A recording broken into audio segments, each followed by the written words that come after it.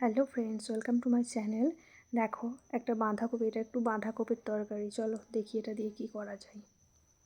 এই যে একটু আটা, একটু ময়দা, বাঁধাকপির তরকারিটা আর কিছু মশলা দিয়ে মেখে নিয়েছি।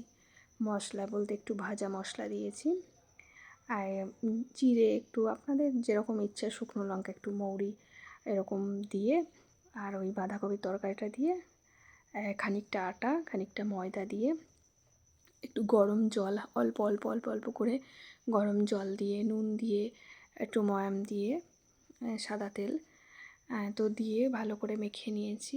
এই যে মাখাটা একটু নরম হবে অবশ্যই। দেখুন, ভালো করে মেখে নিয়ে দুটো ডো বানিয়ে রেখেছি। এগুলো এখন ঢাকা দিয়ে কিছুক্ষণের জন্য রেখে দেবো। এই যে ঢাকা খুলে লেচি কেটে নিয়েছি, তাওয়া বসিয়ে দিয়েছি ওভেনে। এবারে বেলে নেব, আস্তে আস্তে বেলবো। এই যে দেখি এখন কি করা যায়। দেখুন, পরোটাটা বেলেছি, দেখুন মশলা দেখুন একটু একটু দেখা যাচ্ছে পরোটার মধ্যে দিয়ে। এই যে এখন অল্প অল্প করে প্রথমে এমনি শুকনো তাওয়াতেই সেঁকে নেব, মানে সব দিকটা যাতে সমানভাবে হয়, তার জন্য শুকনো কড়াইয়ে ভালোভাবে সেঁকে নেব।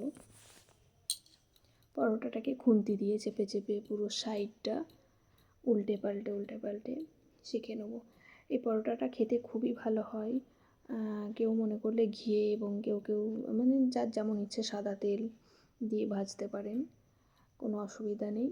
সাদা তেল, ঘি, বাটার, আমি সাদা তেলটাই ব্যবহার করেছি এখানে। এতে গ্যাস অম্বলটা একটু কম হবে আমার মনে হয়। তো তারপরে এরকম করে উল্টে পাল্টে একটু সেঁকে নিয়ে ভালো করে, তারপরে তেল দিয়ে হালকা হালকা করে ভাজবো। বেশি তেল দেবো না, হালকার ওপরে তেল দেবো। খেতে খুবই সুন্দর হয়, খুবই টেস্টি হয়। বাড়িতে করে দেখতে পারেন, খুব ভালো হয়। আমি বাঁধাকপির পরোটাটা বানাবো বলেই শাশুড়িমাকে বলেছিলাম তরকারিটা রেখে দিতে, তো রেখে দিয়েছি, এবং তার সঙ্গে একটু ভাজা মশলা অ্যাড করেছি। একটু শুকনো লঙ্কার গুঁড়ো, একটু মৌরি, একটু জিরে, এইসব দিয়ে হালকা করে ফ্রাই করে তারপরে বেটে এটা দিয়েছি। আর আপনাদের যেমন ইচ্ছা এরকম অনেক রকমই মশলা দেওয়া যায়। হ্যাঁ, আমি আবার একটুখানি ইয়ে দিয়েছিলাম, কাসুরি মেথি গুঁড়ো গুঁড়িয়ে হাতে করে করে দিয়েছিলাম।